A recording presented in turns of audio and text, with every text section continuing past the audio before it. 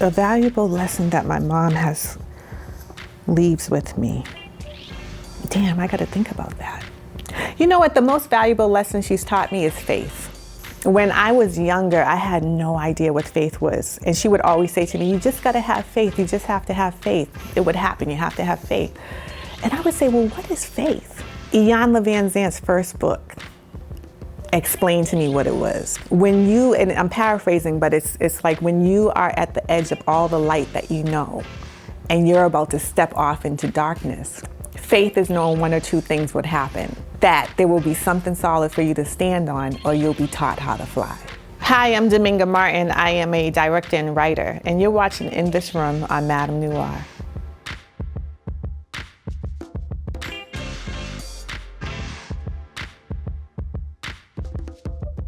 Honestly, my mother is my best friend. We do almost everything together. Even when I lived out of state, we would talk to each other several times a day. We work together on projects. And so she is my best friend. She's the one who keeps everything in line. Sometimes parents can see someone come into your life and they may see the whole picture down the road, whether it's a friend that's new or it's a relationship, and you don't always heed to that advice. But my mother has never been wrong.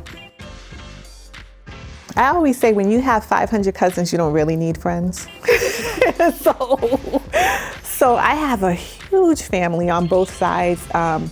In addition to extended families, I grew up with 8 uncles, 3 aunts. I have tons and tons of cousins, first, second, third, fourth generation cousins.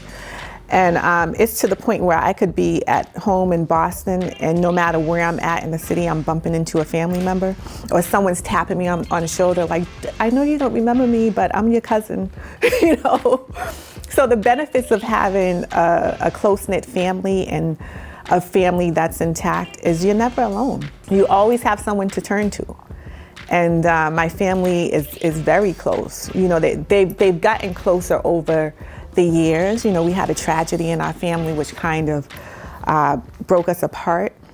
But as we've gotten older, that we've learned to heal from that trauma, and we're beginning to come back together.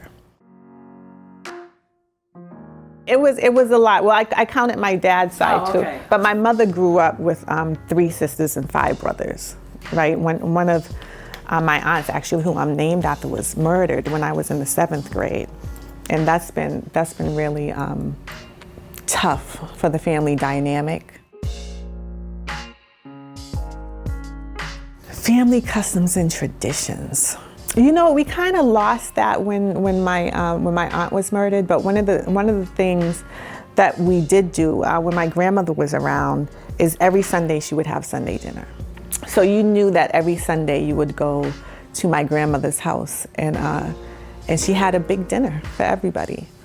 So now, you know, we don't do that every single Sunday, but we have, you know, cookouts and stuff like that where we gather, you know, in the summer, or a baby shower or something like that. But it's not as traditional as it used to be. And, you know, that's missed.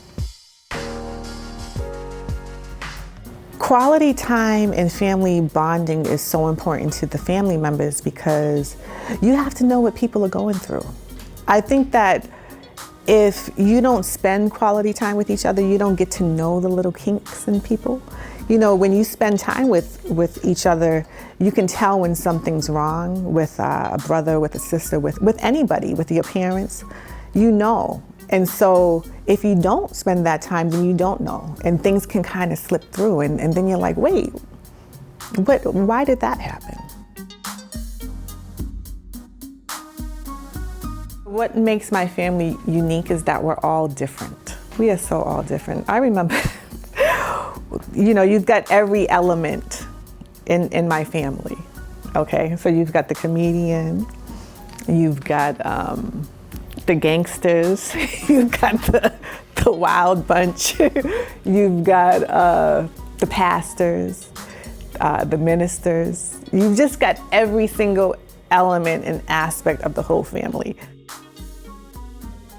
All of my family were activists, were artists, I had an aunt who in 1910 was a song and dance actress in Russia. I had a great-grand-uncle who was a benefactor of this Boston Symphony, and William Trotter spoke at his funeral. So, you know, my mom is a national activist. So growing up in that legacy, one of my cousins was a Tuskegee, training to be a Tuskegee Airman. So we have a whole history trove that we discovered in my great aunt's drawer. And it was on exhibit at the Museum of African American History in Boston for 6 months before it went to the Anacostia at Smithsonian. So when I tell you that we have all types of characters in my family, it is true. It is just so, it is true. We're all unique.